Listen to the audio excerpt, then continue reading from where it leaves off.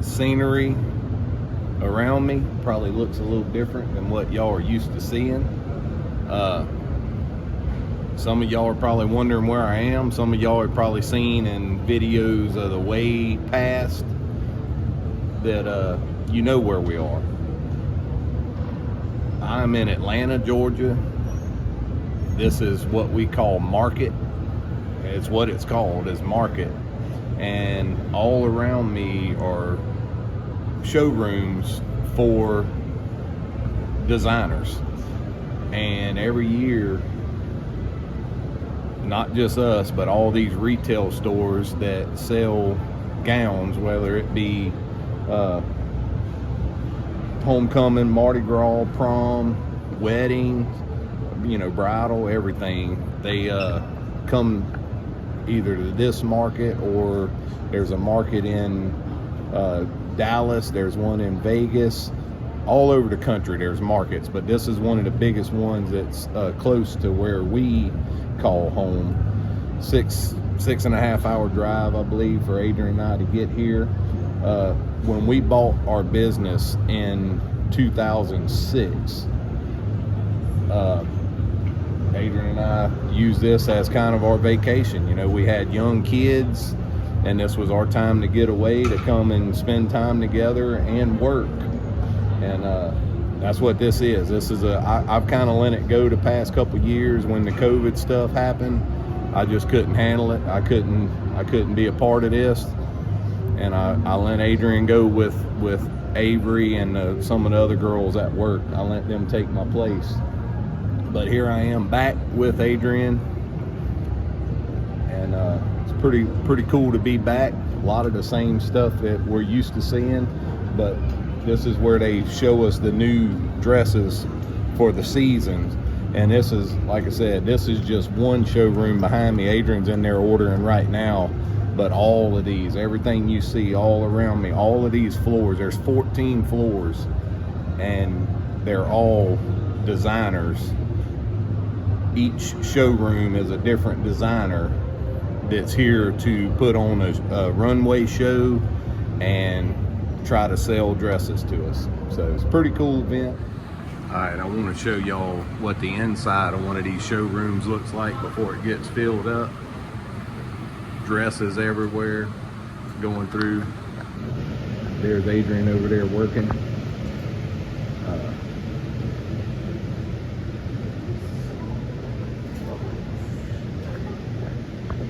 So she decides what color she wants and what size, writes it down, places her order, and these pretty dresses start showing up at her store.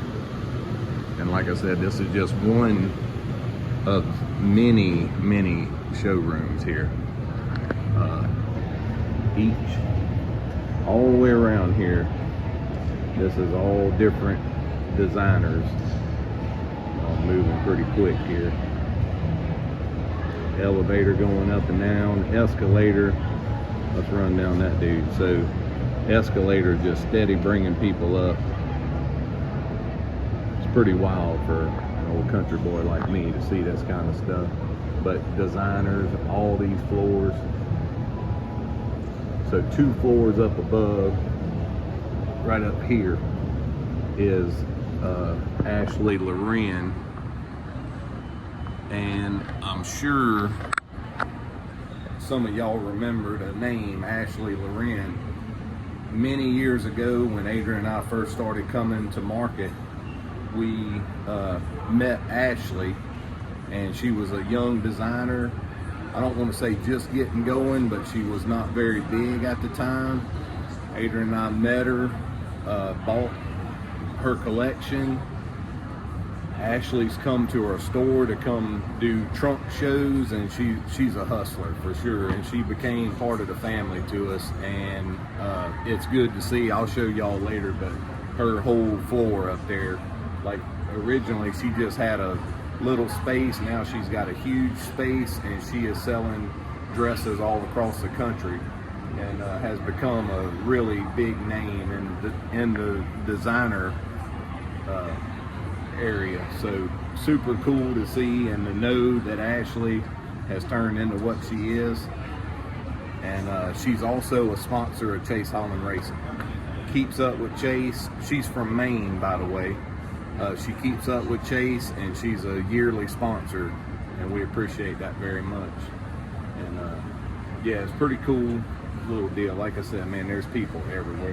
This escalator starts down at the bottom, and it's just non-stop escalator. You know, as a kid, I used to enjoy anytime we went somewhere that had an escalator. That was like the coolest thing ever, to get on an escalator. Well, after 12, 14 floors of just nothing but people, you kind of get used to it, and it ain't so cool anymore. But I'd rather do that than the steps or the elevators. The elevators are so cram-packed with people. I couldn't do that either. But anyway, enough about what I can and can't do. So yeah, I'll pop some videos up later. If any of y'all got any questions or comments, you know, drop us a line. We'll check in later. Let's go look at Adrian.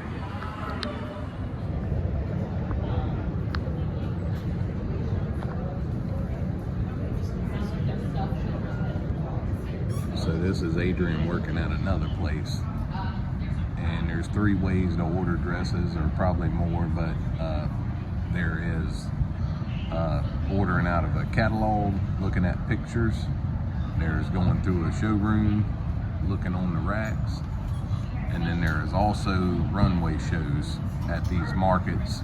They have shows every few hours that you can come and be a part of and watch all of the dresses on the models, and you can order based off of that. So multiple different ways to shop. And like I said, there's different kinds of showrooms everywhere you look. We'll check back in later. Good morning, everybody. It is Wednesday morning, August 6th. We're still at market. Adrian is in this showroom behind me buying dresses. We had a full day yesterday. We spent all day here buying dresses and looking at things and just taking it all in. There's a show going on right in here. That is one of our favorite designers as well. You know, we went to Ashley Loren's last night, and I couldn't video anything in there because all these are the latest dresses, latest fashions, and they try to keep them top secret, and they don't want pictures and videos or anything, which I understand that. So we're not allowed to take any photos or videos, but we were in this showroom yesterday and watched this show, and that is Jonathan Kane, and he puts on not only just a fashion show in there, but it's also like a comedy show. He's hilarious, super good dude. I don't know where he's out of, but he's usually got his dad here with him, and he's a cat, man. His dad's name's Robin, and he always introduces his dad to everybody, people that don't know him, which I met him many years ago. I don't see him over there right now, but I'm sure he's around here somewhere. And he's a cool looking dude. He got a big beard and just an old country boy. And Jonathan's very proud of him, and he's very proud of Jonathan as well. So I think it's really cool that they interact the way they do, and that he comes and supports his son at all these events. Jonathan dresses a lot of stars that you may know. He's working on a dress for Jelly Roll's wife, Bonnie. He also dresses Reba McEntire for a lot of her red carpet events, so pretty cool deal. But like I said, we went to Ashley's yesterday. Very proud of Ashley. She has grown tremendously since the last time I was here. So in the last 3 or 4 years alone, she has just multiplied. Like, her showroom is massive. She's got a whole bunch of new employees. Like, she's, I'm gonna say, tripled or quadrupled what she was last time I saw her. So really proud for Ashley and all her success.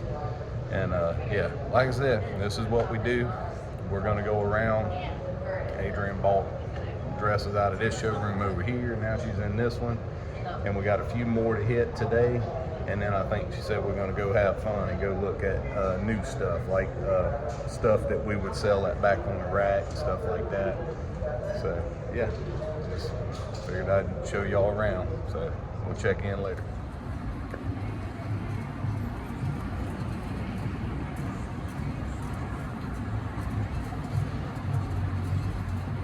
Where are we headed? To buy some accessories. Accessories? Yeah, there's like 1 million pieces of jewelry in her. Billion, probably, not million. A billion? Billion.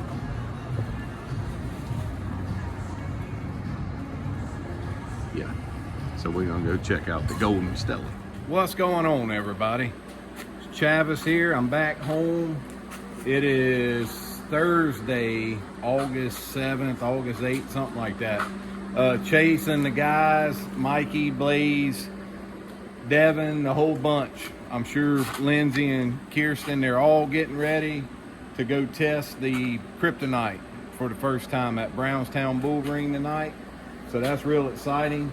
A lot of y'all probably hadn't seen this little unit here in a while. This is my old Welding trailer. If y'all are OG and y'all been here for a long time, you watched Chase and I build this thing. This was a pickup truck that I bought. I took the bed off of it, welded some axles under it, did some modifications to it, put my rollers on here, bottle mounts, trailer hitch, tongue, stepped her down right here where I can easily load and unload stuff out of it. Have not used this unit in a long time. It's been sitting in my shop. It sat so long that my carburetor went out on the welder. So I had to get the, I ordered a carburetor from Amazon. I was gonna let my little local guy fix this thing for me. I let him do everything, all the four-wheelers and stuff. But I figured I didn't have nothing going on. I drug it in my shop the other day before we left Atlanta. I had ordered a new carburetor. I pulled that off. I had to pump the fuel out. And man, the fuel is varnished in there. I had to suck all the fuel out. Had to put a new fuel pump, new fuel line, fuel filter, carburetor. Got her kicked off and running. So we're good to go. And I was doing all that to work on this. One, I needed to get my stuff going again, because with Chase not around here, kind of bored, and I may get back into doing some welding and fabrication. A lot of y'all probably know that's what I do. Some of y'all may not know, but I was a structural welder for years, flux core welder in the shipyards.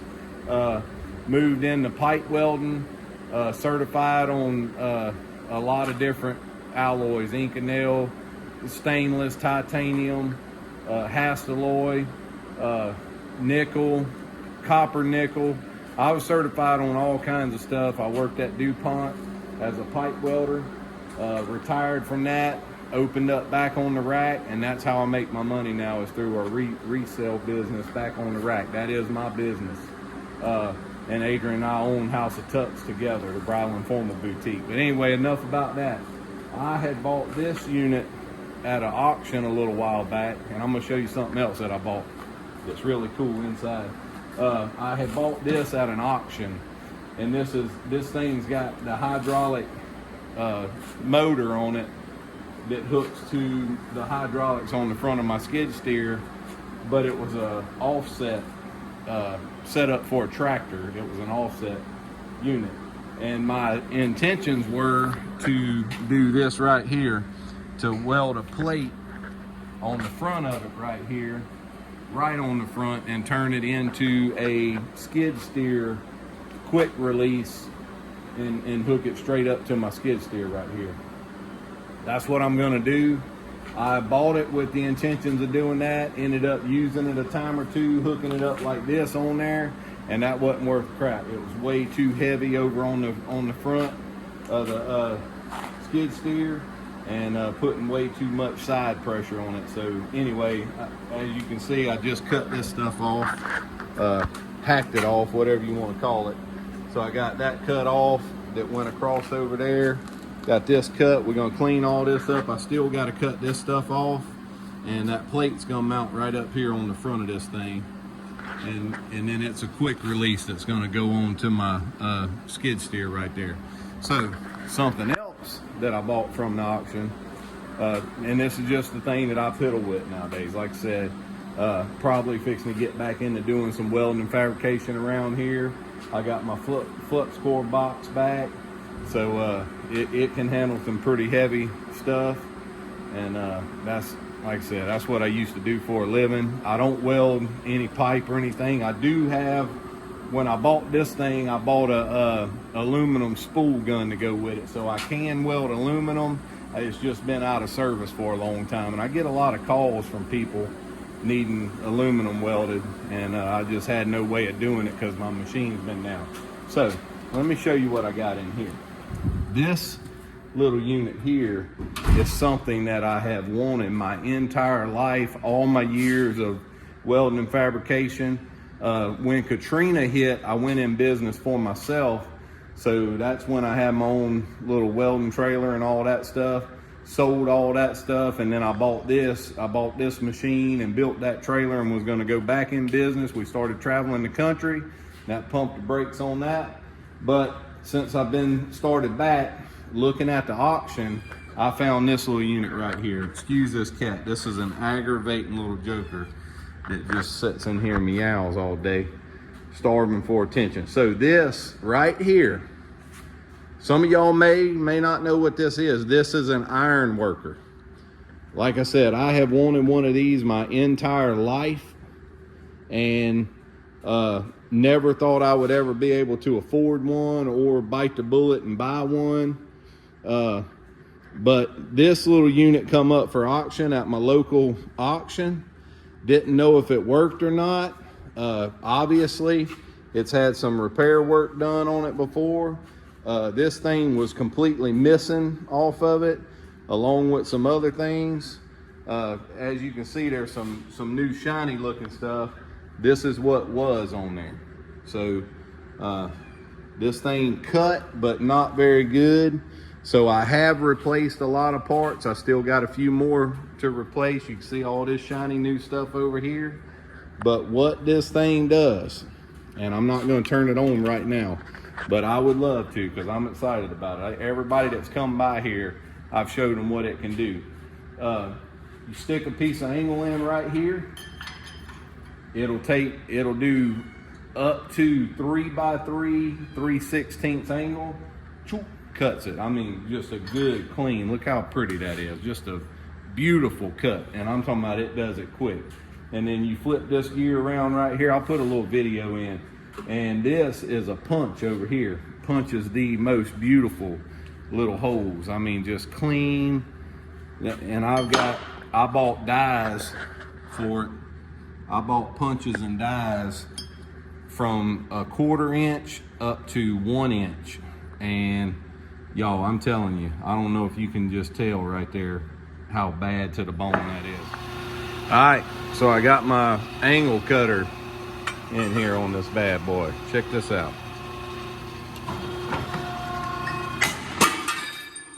Huh.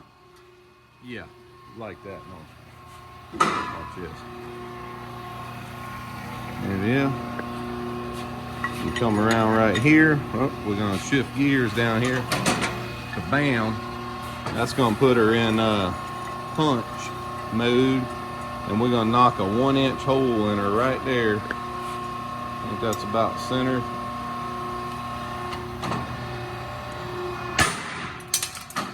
Bam, shazam, check that out. 3/16 3x2 angle iron, 1 inch hole. Super clean. I'm super excited about it. As you can see, I punch holes in just any kind of steel that I can find around here. I just been popping holes in everything around here. Nothing is safe. I'm just knocking holes in it. It's got a cutter up here above this angle, above the angle cutter. This cuts flat bar up here. You slide that in there, loosen them bolts up, slide that in. It'll cut just as clean. That's actually from that's from down here. I hadn't got to that yet, but it cuts a really clean, beautiful cut. And it also has a hole down here that'll do solid round bar and square solid bar up to 3/4 inch in diameter, square or round, solid, right in that hole. just cuts it. I mean, it's bad. This thing's awesome. So that's been something I've been working on. I bought it really cheap, but I've spent a good bit of money on it. I had to totally rework the electrical. So a lot of y'all's probably been wondering what I've been doing when I'm home, and that's what I've been in here rebuilding this thing. Redone all the electrical on it, had to adjust the settings out on the foot pedal and stuff, and then there was a little piece broke off inside here that rides on the end of that big thing. It was broke off in there, and apparently it's the little limiter when you punching or shearing. It's the thing that tells the machine, okay, that's far enough, let's go the other way. Well, it was broke off, and apparently it allowed the machine just to keep running, and it popped itself in half. So they patched that up. I'm probably going to grind their welds down now that I got that flux core running, and put me a pretty weld on there. I did clean it up, but I didn't repaint it. I just left it like it was. And some of y'all is probably like, we don't care about this. I'm a little fired up and excited about it. I've told everybody I can think of, and now y'all know about it. But I'll probably use that for some of the parts on this bush hog that I'm trying to do. And the bush hog I'm building because I need the bush hog out back right here. I usually just rent a bush hog, but with the weather and everything, and I got to bring a trailer down and get it and have it back at a certain time, it'll just be better to, you know, I got this thing already sitting out in my yard. I might as well turn it into what it's supposed to be. But it's enough about me. We're back home from market, as you can tell. I'm fired up, ready to get this stuff going. And like I said, Chase and the guys are at Brownstown Bull Ring in Brownstown, Illinois, testing the kryptonite. So stay tuned to see how that is. Here we go. One other thing real quick. This plate that I was talking about, a lot of y'all know exactly what that is when you look at it. That is a quick release plate, just like what this is right here. So when it's mounted on here, we'll be able to quick release. This thing is 1/2 inch thick. It came pre-bent like that, and it weighs a lot. It is 1/2 inch metal, and I didn't know where I was going to get one of these. I looked around locally, nobody had it in stock, and I was hearing prices $400 or $500 they could order it for me. I'm new to Amazon. I don't mess with Amazon. I pulled Amazon up, 1/2 inch plate, and when I put it in the shopping cart, it said, congratulations, this item qualifies for free shipping. And I was like, no way. Because I'm telling you, this dude weighs 120 pounds easy. So I clicked it, and I told Adrian, I said, there's no way they'll ship me that. She said, if they said it was coming, it's coming, free of charge. Well, here it is. They shipped it. So I did what any guy would do. I went ahead and ordered another one. No, I don't need it, but I just want to see if they'll send me another one free shipping. I paid $140, $148 for it, and it came free shipping. So got another one on the way, should be here tomorrow. I don't know what I'm going to do with it, but I ordered it. So there's that. Catch y'all later. Update, everybody, update. What's going on? Travis here. It is Sunday, August 9th, 10th, something like that. Wanted to show y'all where I'm at on this thing. I cut this side thing off and got my plate up here, and you know, had to get all my old equipment hooked up. My old flux core box. I bought this thing back before Katrina, so probably around 2002.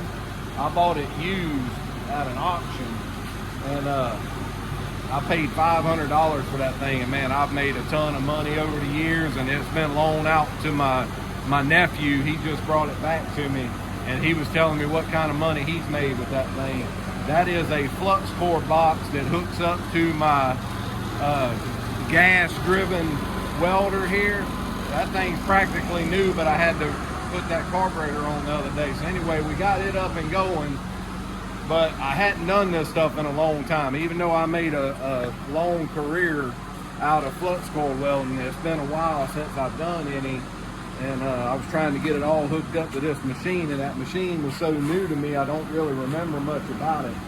And man, I struggled with this thing. Like, it kept worm tracking and pinholing, and I just kept pouring it to it, and it just kept, I'm embarrassed to show you, but I am going to show you what she looks like. Look at that crap. That is terrible. So I was fighting with that, and man, it would weld flat decent, but it still had the pinholes and the worm tracks and wagon wheels and all the stuff in it. So I was on the phone back and forth with my nephew, making sure I got this right and that right. And I happened to look over at my trailer, and I had 2 gas bottles hooked up over there.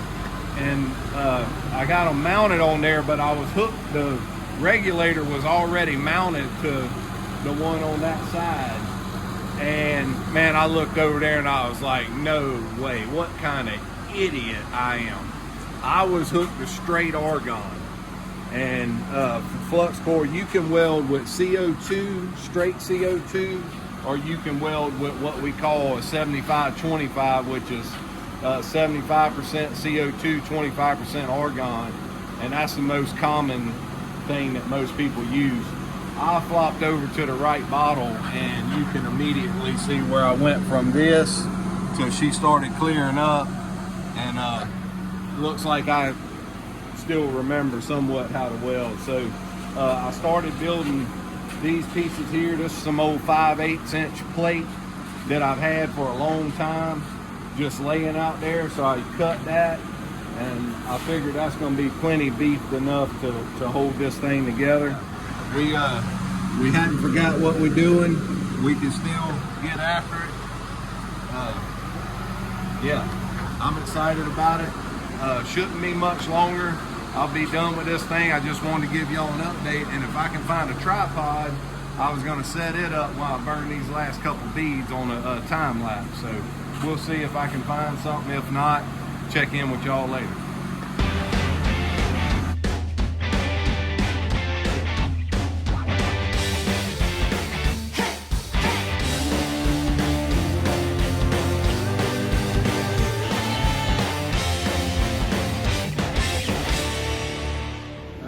So we got that burn in, and I figured I'd take y'all along for chipping it off right here, see what we look like right here. So here we go. Oh yeah, we got some good penetration. I definitely am not what I used to be, but I think that'll get us by for what we're working with right here, and should hold up good. I got to fix all this crap that I showed y'all. Got to finish welding this stuff out. I think I done got that other side, got the inside. So yeah, that's what we're working on. We're gonna put, I got this other one right here that we're gonna put over there. It's gonna go on the other side and kind of go at an angle like this. And I think with them being on an angle like that, it's going to make them super strong. And then the original 3-point hitch that used to hold this whole unit up was hooked off the other end of this. So as long as we're tied into this good, we should be good to lift this unit up off the ground. So I think that's going to work. Next time I show y'all this thing, we should be bush hogging some grass. So here we go.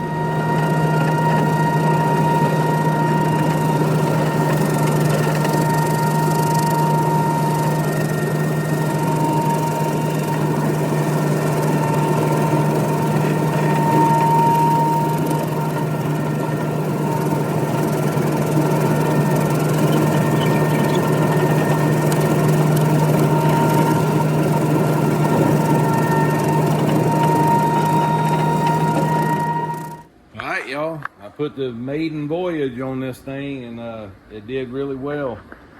Cut all the tall grass out front of Nana's place.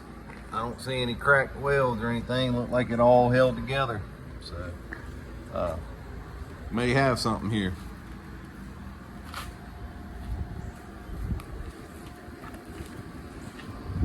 So some of y'all may be wondering, some of y'all may not care, but I'm gonna share this anyway. You know, I was out here yesterday, which was Sunday, working on this thing, and that's not normal.